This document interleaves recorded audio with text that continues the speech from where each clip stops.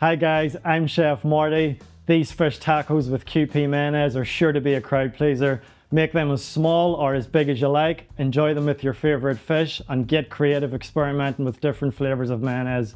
A healthier version of a takeaway classic. Let's get started. I've already weighed out my ingredients for the mayonnaise, so we're going to skip down to step 2. We're going to start off by inserting our butterfly whisk. This is an awesome little gadget for creating aeration, really good for making mayonnaises. We're going to pop 2 egg yolks into the bowl, followed by our apple cider vinegar and our rice wine vinegar. We're going to pop in half a tablespoon of salt, 1/4 teaspoon of wasabi paste. We're going to pop our lid onto the measuring bowl and turn to speed 4. So now we're going to gradually add in our grapeseed oil to the bowl. Making mayonnaise is normally a complicated task, but we can see here using the Thermomix just how easy it can mainstream the process, resulting in a perfect mayonnaise every single time. And we can see that the mayonnaise is beautiful and glossy.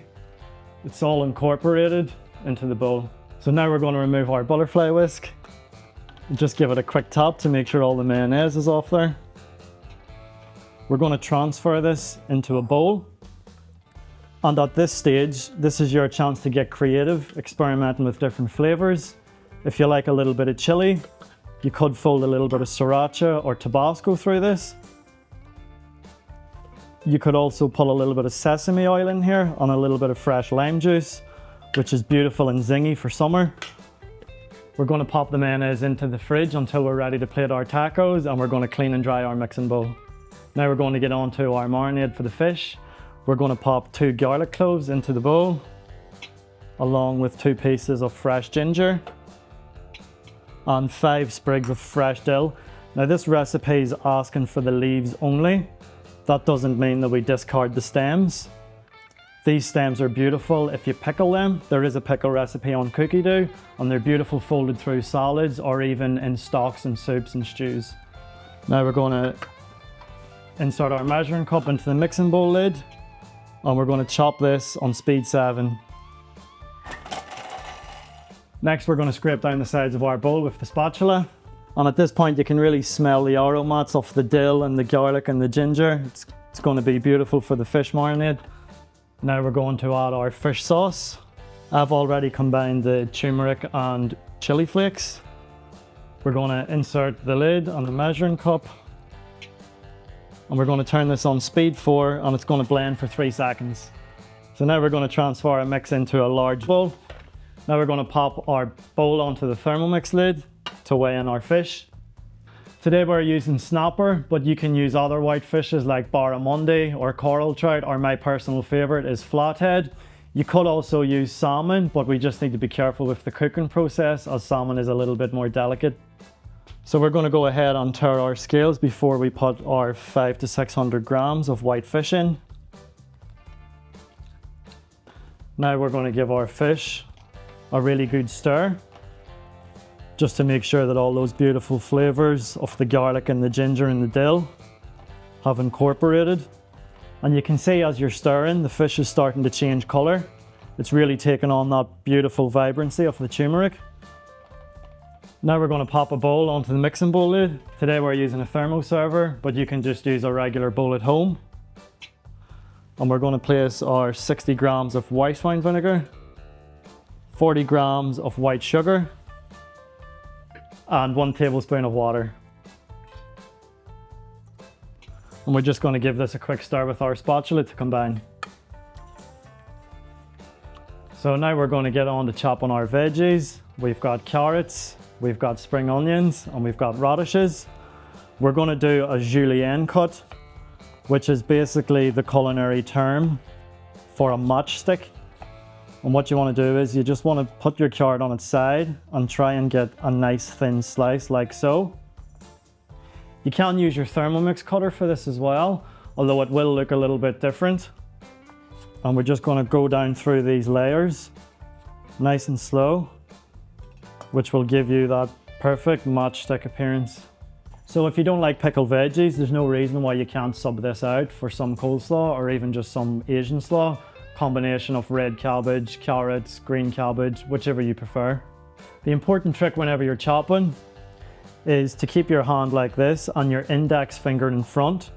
90% of the time whenever home cooks cut themselves, it's generally on the thumb. But if you follow this process and keep your index finger like this on your thumb behind it, and you just glide the knife up and down, and your knuckle on your index finger is what actually protects your thumb. And like I said, the Thermomix cutter is available to do this for you, but this is just for people at home who like the presentation of a chef prepared julienne. So now we're just going to give our veggies a quick mix with the spatula, just to ensure that the pickling juice has fully coated all of the vegetables. And then we're just going to pop this aside for 15 minutes to fully pickle. So now we're just going to tare our scale and pop 500 grams of water into our bowl. Next we're going to pop our varoma dish on top of the lid, and we're going to place our marinated fish onto the varoma tray. And we're just going to lay this out flat across the surface of the varoma dish, just to ensure that all of the fish cooks evenly. Now we're going to pop our lid on top of the varoma dish, and we're going to steam this for 10 minutes on speed 1. So our fish has finished cooking. We're just going to pop the lid of the varoma dish down, which is awesome because it's designed to catch any juices from the fish. We've got our perfectly steamed fish, our veggies are pickled and ready to go, our mayonnaise is here. So only thing that's left to do is to plate up these tacos. So now we're just going to double check that our fish is cooked. The way I like to do this is just pierce the middle of the biggest piece with the tongs. I'll have a little look inside, and what you're looking for is that translucency. It's beautiful and white, it's still juicy, and it's ready to go. We're going to start off by putting a tablespoon of mayonnaise into the middle of the taco. What I like to do is, once you put your spoonful on, you just use the base of the spoon and just work from the middle outside and spread it out to the edges of the taco. Next, we're going to pop 2 pieces of our fish directly in the center on top of the mayonnaise. This smells absolutely amazing, by the way. And we're going to finish off by popping our pickled vegetables on top. I quite like pickled veggies, so I'm being extremely generous with this. You can put a little bit less on there. And like I said before, we can also substitute the pickled veggies for a coleslaw or an Asian slaw. These colors look amazing. You've got the yellow of the fish, the orange of the carrot, the greens of the spring onion, and the little red of the radish shining through as well. And last but not least, we're going to top it with some coriander. Coriander is probably my favorite herb. I use it in a lot of things. A lot of people think that it tastes like soap. So if you can let us know in the comments whether you think it tastes like soap or not, that'd be great. So there we have it, guys, our fish taco with Kewpie mayonnaise, a fast, easy, healthier and funkier version of a takeaway classic. Check out more recipes like this on Cookidoo. We're going to remove our butterfly whisk. Or not. I'm going to start. Sorry,